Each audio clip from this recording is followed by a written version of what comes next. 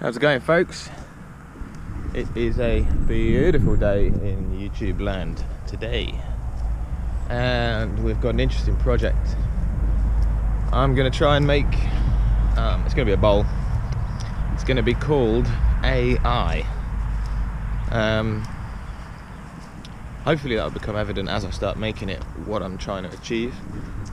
Hello, dog. What's up, dude? Yeah, we'll give it a go. Hope you enjoy. Folks, here we have a piece of ash cut from one of these enormous pieces, which obviously are quite old. We've got a bit of woodworm in it, and it's end grain on, so could be a lot of fun. And by fun I mean not fun. So let's drill a hole in it.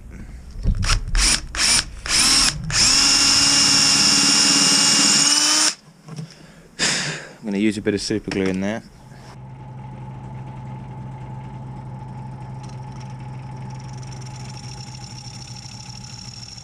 Okay, so I haven't done this in a while, but here we go with narration mode.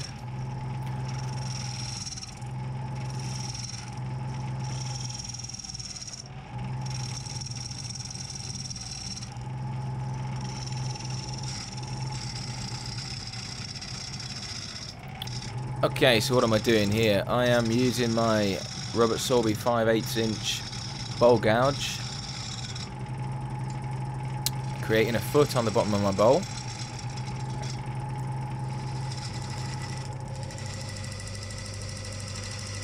And after some hacking and slashing, I'm putting a finishing cut around the outside, just contouring it in. This stuff is extremely hard. Even though it's end grain on, it's still kicking off loads of shards, so I've got a glove on here.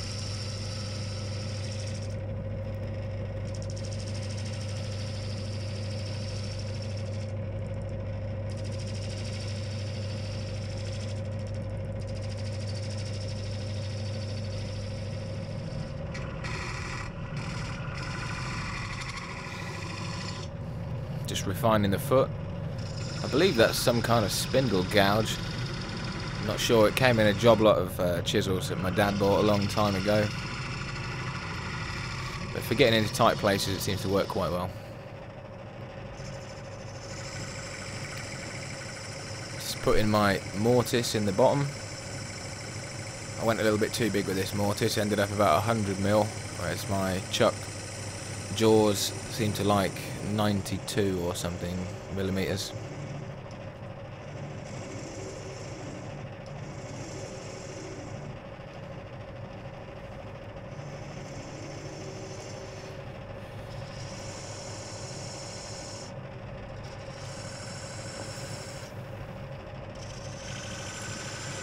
A little bit of a dovetail going in there, so the jaws have got something to hold on to. It's not very deep, it's only 1/8, quarter of an inch deep.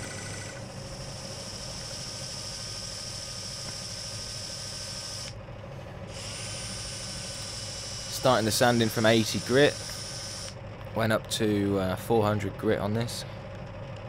That poor old drill's had a hard life. It's done nothing but sanding for the last year. The old Bosch, still going strong.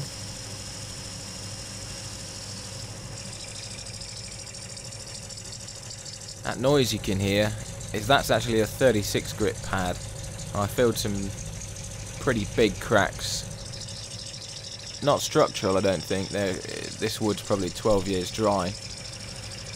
But I filled them with sawdust and super glue, and that's just taking the rough off the outside. 80 grit pad there, just smoothing it round.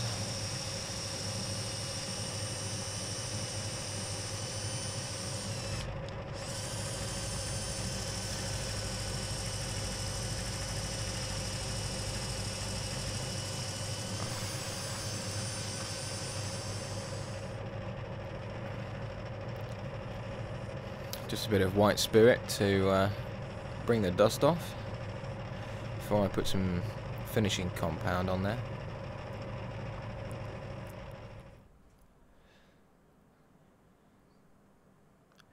Now, there's been a lot of debate recently about what finishing compound is best and all this, that and the other, and it really doesn't matter at all. Here in the UK it's much easier to get Yorkshire grit, so I've Yorkshire gritted it just with the black pack, not the microfine, and now I'm putting on some homemade OB shine juice. It's trying to escape off the top of the lathe.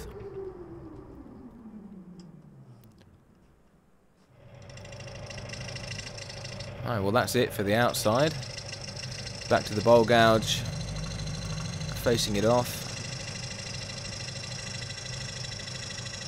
Now the concept for this bowl originally was trying to make some kind of eye shape, and you'll see in a minute I use cast pewter rings. It's a bowl in a bowl. So here I'm just making the first ring platform. I don't know why my lathe seems to like cutting in that direction, or that gouge I should say.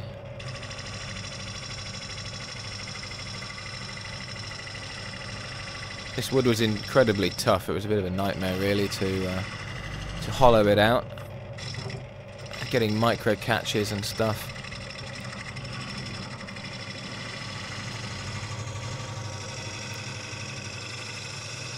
So as you can see here, I just decided to hog it out with a parting tool. It seemed to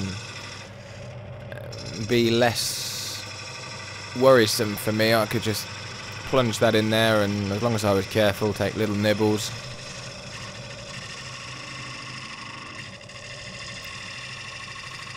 Back to the, let's call it a spindle gouge. I'm not sure what that is really, but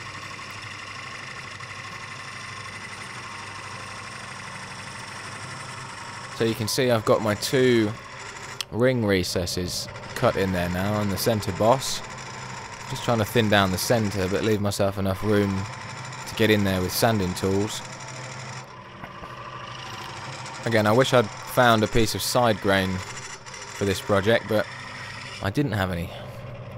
And I didn't want to use something that was even a little bit wet, because with the pewter, if you put pewter into wet wood, obviously the wet wood warps and the pewter falls out, so we don't want that. It's my homemade carbide tool now, just putting a finishing cut ish on that centre boss. You can hear I'm still having issues. My wood's incredibly tough.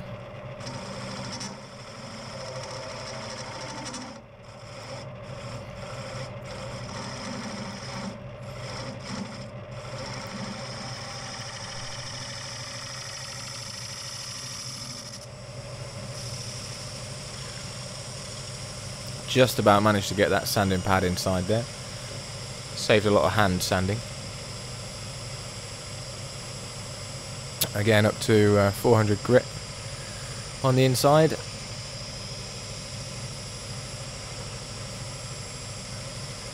Mask and face shield on. You really don't want to be doing this with anything less than a full respirator.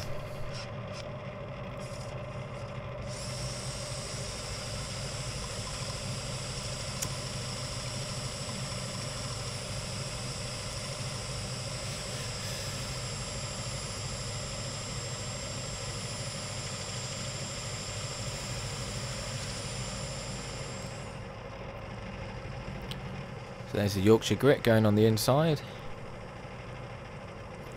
I think my bearings are about shot in this lathe. You can see that inner edge is dancing around there, but the outside edge is not. So something's gone on there, hasn't it? So here comes the first pour of pewter. Scraping off the dross. This is all reclaimed pewter. Bought off eBay for about £10 an ounce.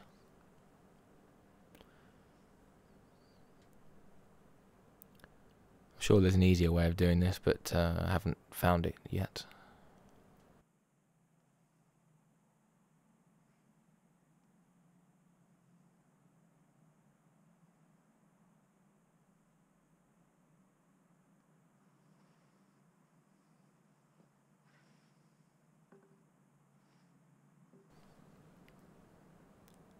Luckily the pewter was hot enough that even though it didn't join up, I was able to pour some on the top and it was still liquid, so it made a solid ring.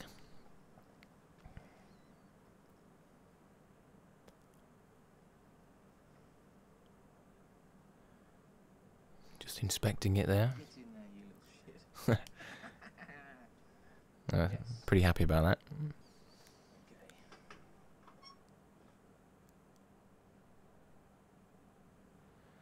And then the big pour. Quite fun watching it run around the sides. Again, didn't get all the way around. I found if you have a level bowl, or if let's say the bowl is level, it doesn't get anywhere near the outside or all the way around. So I have to have it on a slight angle, which obviously means I've got a slight discrepancy in height over the course of the bowl. But again, it's just liquid enough. I just went round the top and poured in some extra.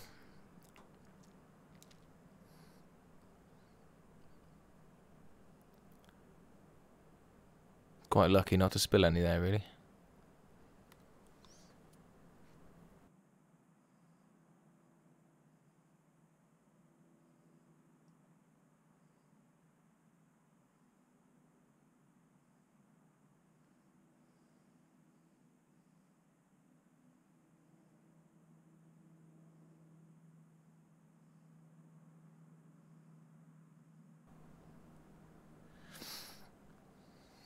There we go, that's the big ring poured. After a lot of thought, I decided to use my Sorby negative rake scraper. I didn't fancy getting a catch with any bladed tool, so I just bullied it off, really. Going nice and slow to start with. Quite a lot of inconsistencies in the height of the pewter, so there's no point rushing it and getting a catch and breaking all my fingers.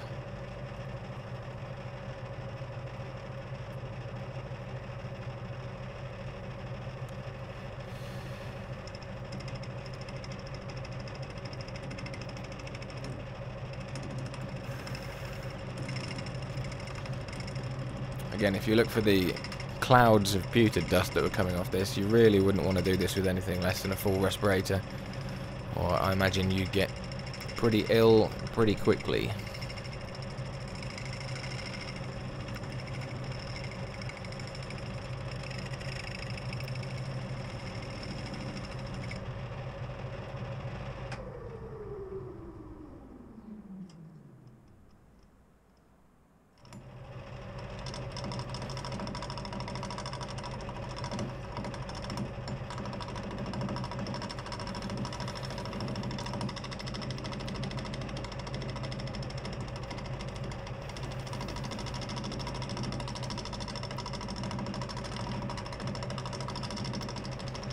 You'll have to excuse the state of the workshop. I'm not the tidiest person in the world. And this place, when it was built, was never built for YouTube. I've done the best with what I've got with it.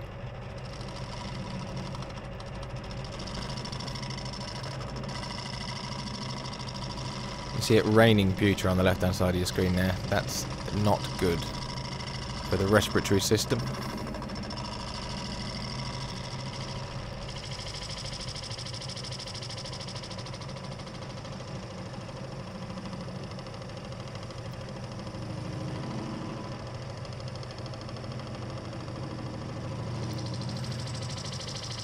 This whole project, incidentally, is done at 800 RPM. I would usually turn faster, but I couldn't get this bit of wood to balance properly at 1000, and I knew if I, or 1440, sorry, I knew if I'd carried on, I would have ended up with something completely off-center and not very nice at all.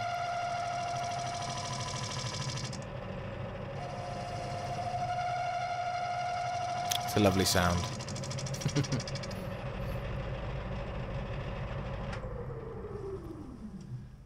Yeah, so we're down to wood level with the pewter now.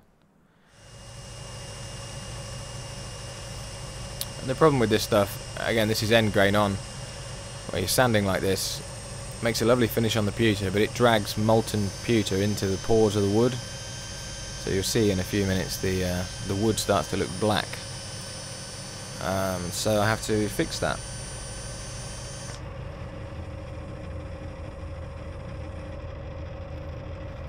There we go, pretty black now. That's just a bit of Yorkshire grit going on.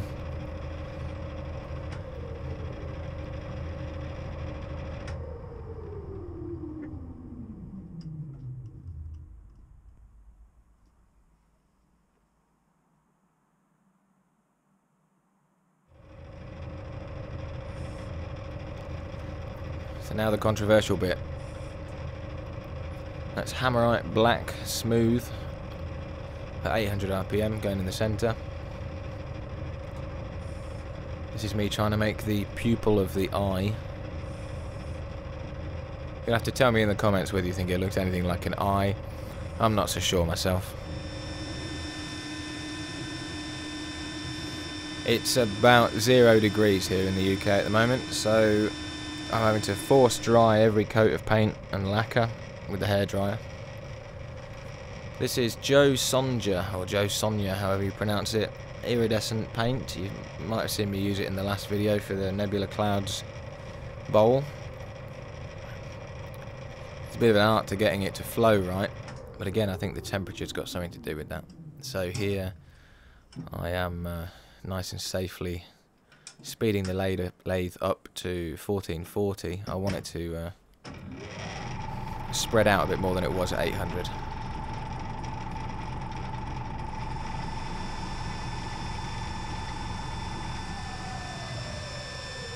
This paint looks white until it dries, when then it has a red iridescent film to it.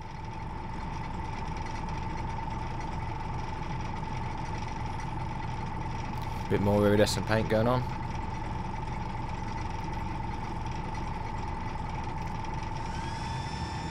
Classic 1980s hairdryer.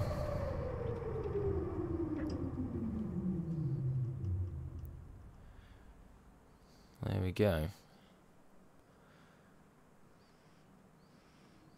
Looks a bit like an angry cyclops. That's Osmo top oil graphite finish. Because I was going for a metallic feel. I wanted the grain, the open pores of the grain on the inside to darken a little bit. A bit more contrast. It's quite subtle.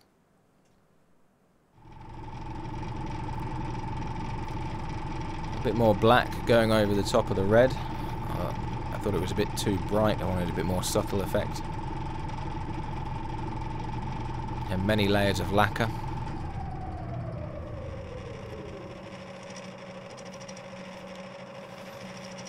I left it to dry overnight, and this is the next day. I wanted to get the wooden bands back around the outside of the pewter. And here I was trying with my bowl gouge, but it really didn't like it. So I went to the carbide. You can see I like to put a bit of a rake on the carbide cutter. I find I get less catches. Maybe I'm not using it right, I don't know. The perils of being self-taught at this game is you learn to use the tools you've got in the way that works best for you. I don't know if there's a right way or a wrong way to do it, but this is the way I'm doing it.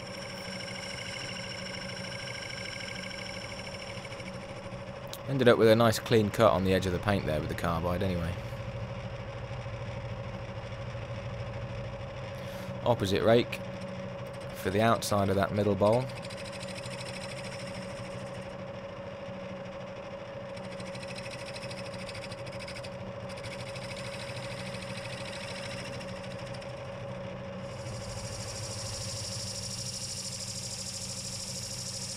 And I wasn't happy with that wobbly rim, so this is a 100 grit pad. Just trying to resand and recontour the inside there.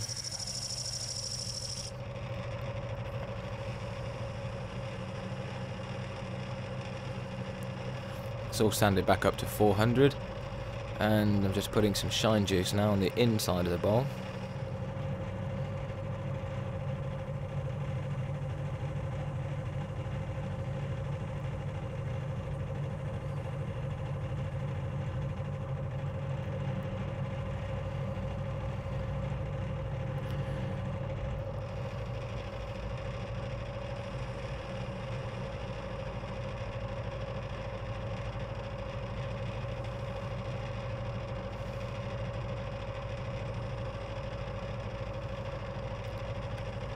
just touching up the outside of the bowl again with a bit more shine juice. See it bouncing around. I think I am going to have to invest in some new bearings.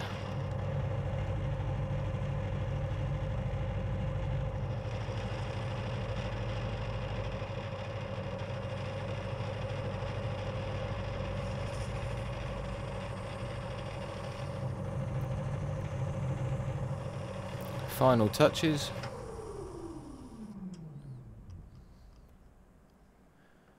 And there it is.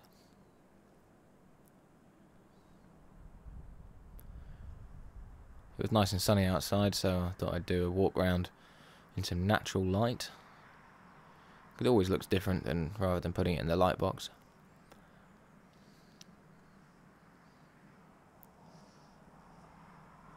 Yeah, I'm not sure if it looks like an eye. I'm not really sure what it is, but it's got a nice contour to it. I quite like it. So in the light box you can see all the issues I had. The pewter pouring is a bit of an art, and I'm not sure I've got it quite yet, but we will get there. Close up of the lovely woodworm there. I could have filled that, but what would it have looked like anyway if I did? That side's better. Anyway, I hope you've enjoyed watching this video. I've gone for the long format video this time, on the advice of Phil from Shady Acres Woodshop. Trying to get a more professional woodworking channel going on. So if you think it worked, or you think it didn't work, let me know in the comments. It's always nice to hear from you. And thanks very much for watching, and we will catch you on the next one. Thanks very much.